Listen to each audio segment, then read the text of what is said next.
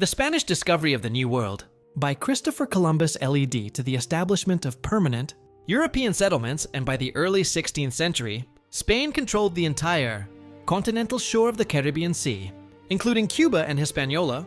In 1518, the Spanish governor of Cuba, Diego Velázquez de Cuellar, commissioned Hernán Cortés to make contact with the natives in Mexico, but it became clear that Cortés was arming and provisioning for an expedition of conquest.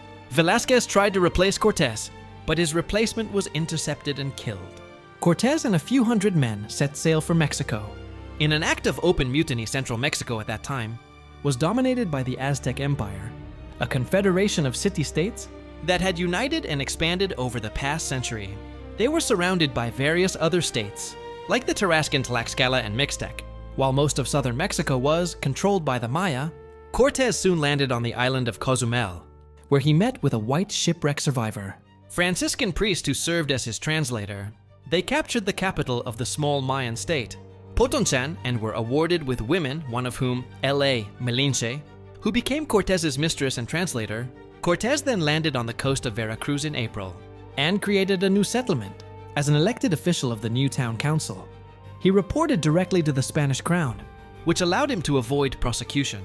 For defying Velázquez's orders, the Aztec Emperor Moctezuma II agreed to send representatives to meet with Cortés, but refused to meet with him personally. Cortés scuttled his own fleet to avoid his men escaping, formed an alliance with the local Totonac chief, and marched inland to the Aztec capital, Tenochtitlan, in August.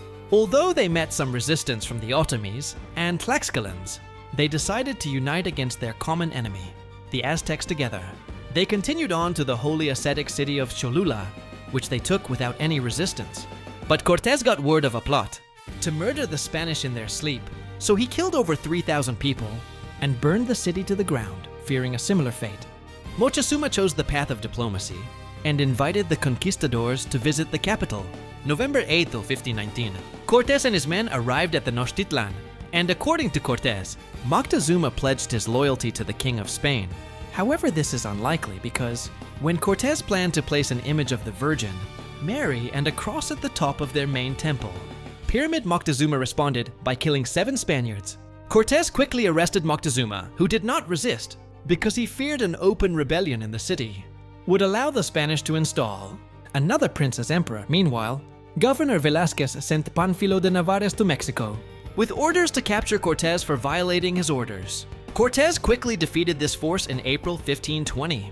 However, when he returned to Tenochtitlan, he found the city was in open rebellion.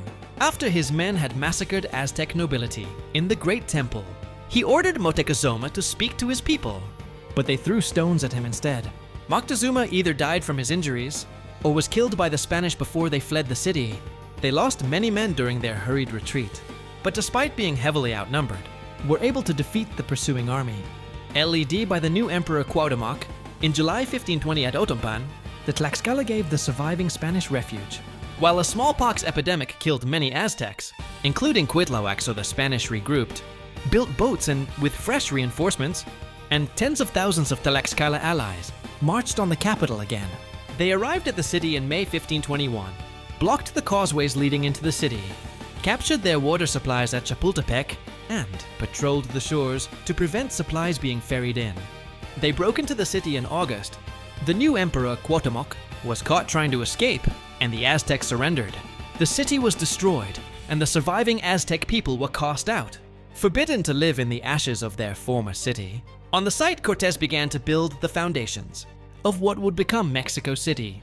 Neighboring states like the Tarascan submitted to Spanish rule. It would take the Spanish another 170 years to finally end the resistance.